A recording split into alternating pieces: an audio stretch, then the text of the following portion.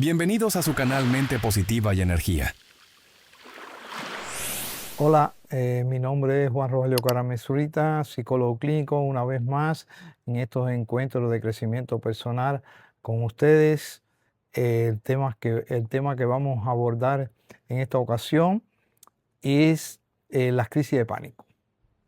¿Por qué las crisis de pánico? Bueno, siempre ha habido sugerencias de que aborde este tema, eh, digamos, tan de moda o con tanta frecuencia. O sea, cada vez más se ven pacientes en consulta con crisis de pánico y crea en el individuo y en la familia ciertas preocupaciones por el desconocimiento de este tema, de esta patología en sí, de todo lo que genera esta problemática. Las crisis de pánico siempre han existido. Ahora bien, en este momento que las tensiones, la ansiedad, el estrés, digamos, es cada vez más abundante en nuestras ciudades, en, en todos los países del mundo, las grandes ciudades, en Europa, Norteamérica, América Latina, en cualquier parte, el estrés ha aumentado por el exceso de tensión, de demanda, digamos, externa hacia a una respuesta de nuestro organismo, que en sí, por ahí empieza el ataque de pánico. Como hemos dicho, históricamente han existido ataques de pánico en mayor o menor grado y se han relacionado a veces con traumas de la infancia. El psicoanálisis lo relaciona con personas que han sido muy dependientes de la madre. ¿Y qué pasa? Que esa dependencia crea ciertos miedos hacia la realidad que después cuando la persona tiene que enfrentar bajo tensión, bajo estrés, esas demandas de la realidad a tener una respuesta, la maximiza esa respuesta y quizás no tenga la preparación necesaria para enfrentarla. Bien, eso es una teoría, pero a lo que nos queremos referir es al ataque de pánico en sí y cómo la persona puede contribuir a disminuir esta sensación y cómo puede avanzar en su autocontrol, que es lo fundamental. Cuando hablamos de ataque de pánico, porque hay también un síndrome, se llama síndrome de pánico, que es que la persona siempre está de manera permanente en un alerta, en un miedo a que le vaya a ocurrir algo inesperado, todo asociado a un nivel de ansiedad muy alto. O sea, la ansiedad aquí juega un papel muy alto. Y imaginémonos, para hacer una comparación y se puede entender con más claridad lo que voy a explicar, un fusible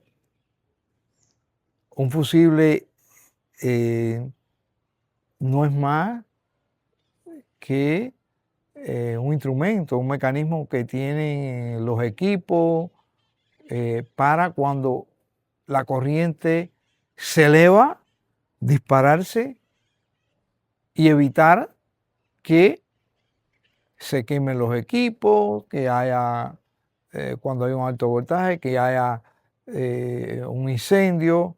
Esa es la función. Bien, ¿cómo podemos trasladar esta idea al cuerpo humano? El cuerpo humano, por su naturaleza, también tiene mecanismos para identificar una situación en sí y protegerse a sí mismo. Como mismo el fusible protege a un equipo, el cuerpo humano protege su propia conservación, o sea, para conservarse, se protege a través de determinados mecanismos. Y uno de estos mecanismos es la enfermedad. La enfermedad a veces nos da un síntoma, la idea de que tenemos que cambiar algo, que tenemos que transformarnos.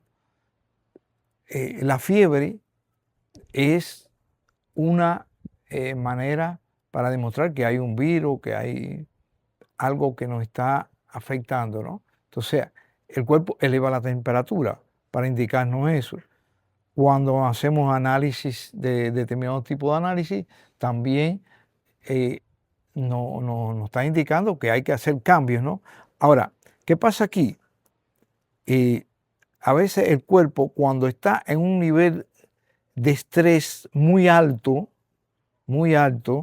cuando estamos en un nivel de estrés muy alto, se dispara, es como si se disparara el fusible. Y entonces vienen una serie de síntomas como la taquicardia, como el deseo de vomitar, como dolores de cabeza fuerte. Y en ese estado se produce un temor muy grande, palpitaciones constantes, y viene un miedo, un pánico a que me voy a morir, un temor muy grande a la muerte en ese instante. Y entonces es una respuesta fisiológica a un pensamiento y a una situación en específico, que puede ser mental o puede ser real.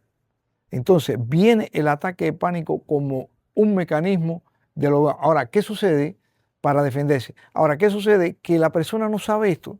La persona simplemente ve sus síntomas o lo siente, digamos, y cree que su organismo está mal, que está enfermo, que le va a dar un ataque cardíaco, que le va a suceder tal cosa, y no es más que el organismo dando una señal que tiene que cambiar una manera de pensar o que tiene que cambiar algunas cosas en su vida.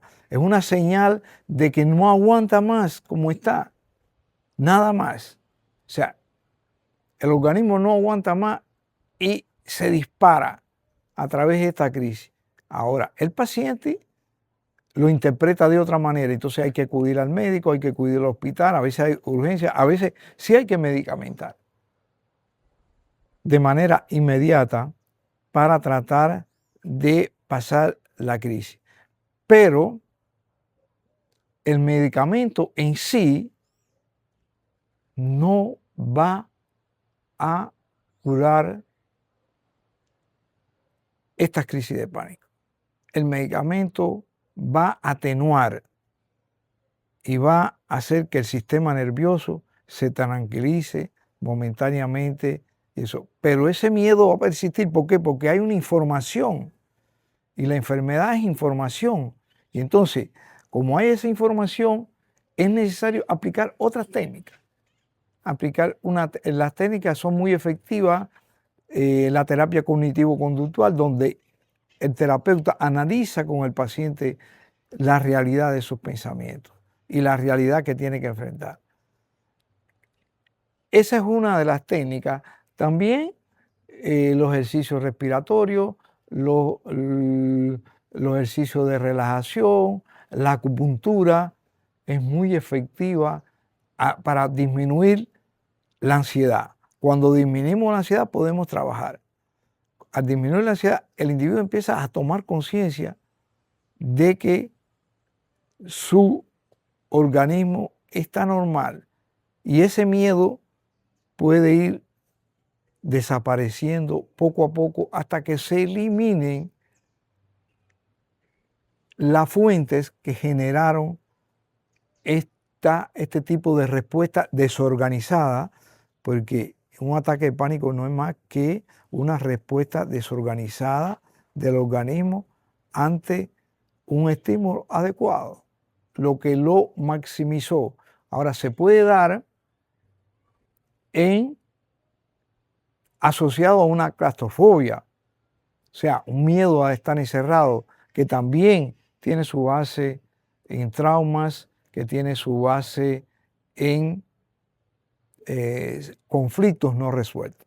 Cuando nos damos cuenta de que esto no es nada orgánico, sino que es una idea, que es un estado emocional que nos está conduciendo a que el organismo tenga estas respuestas fisiológicas que son en las que me fijo. O sea, el paciente se fija más en la respuesta fisiológica que en su estado mental. Entonces, es como si se distrayera.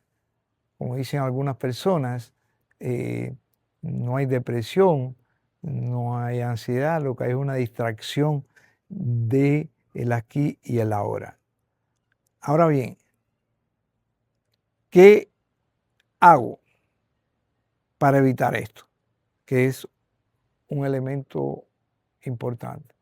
Cuando hay pruebas incluso para medir los niveles de ansiedad que tiene la persona, si tiene una ansiedad alta, si tiene una ansiedad como estado alta o peculiar, o sea, la que te caracteriza, pero lo más importante es que la ansiedad actual esté a niveles normales, porque los conflictos naturales siempre van a existir.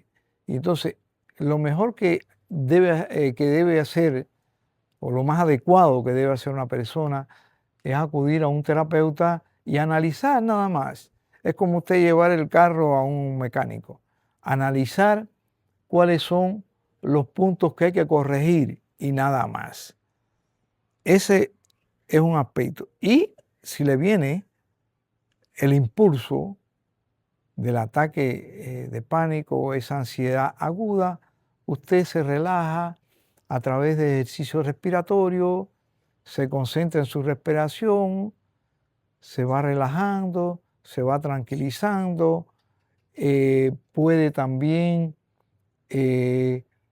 usar una oración en el caso que la persona tenga creencias religiosas, puede repetirse, digamos, nosotros a veces le llamamos recetas mentales, o sea, repetición positiva de algunas ideas, como me siento bien, mi cuerpo está relajado, estoy tranquilo, me amo y me acepto tal y como soy. Son repeticiones o pautas mentales que lo pueden ayudar. En el caso, digamos, de la creencia de una persona que practica algún tipo de religión, puede repetir una pausa mental asociada a esto. O sea, estoy hecho a imagen y semejanza de Dios. Y si estoy hecho a imagen y semejanza de Dios, no tengo por qué sentirme así, porque Dios no tiene crisis de pánico. Y yo estoy hecho a su imagen y semejanza.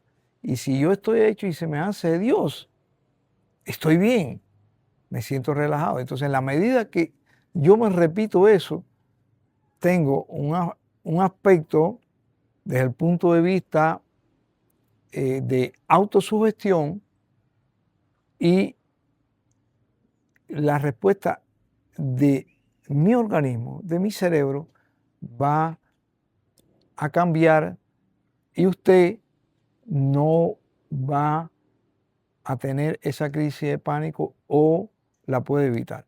Digamos que la terapia cognitiva, pero también está la PNL o la hipnosis. Son otras técnicas que también se utilizan y son muy efectivas para usted poder enfrentar el ataque de pánico o un síndrome de pánico, ese temor, porque lo primero que hay que disminuir es la ansiedad. Parta de ahí y no tenga miedo, que su cuerpo no se va a enfermar definitivamente por una respuesta de este tipo. Su cuerpo, cuando se le hacen los estudios a la persona, está todo normal. O sea, concéntrese en que el cambio está internamente. Y si usted se llega a concentrar en que el cambio está en su manera de pensar y en su manera de enfrentar una situación, usted va a poder entrar en un estado de salud más constante. Entonces, muchas gracias. Hasta el próximo encuentro. Puede suscribirse a su canal si así lo entiende.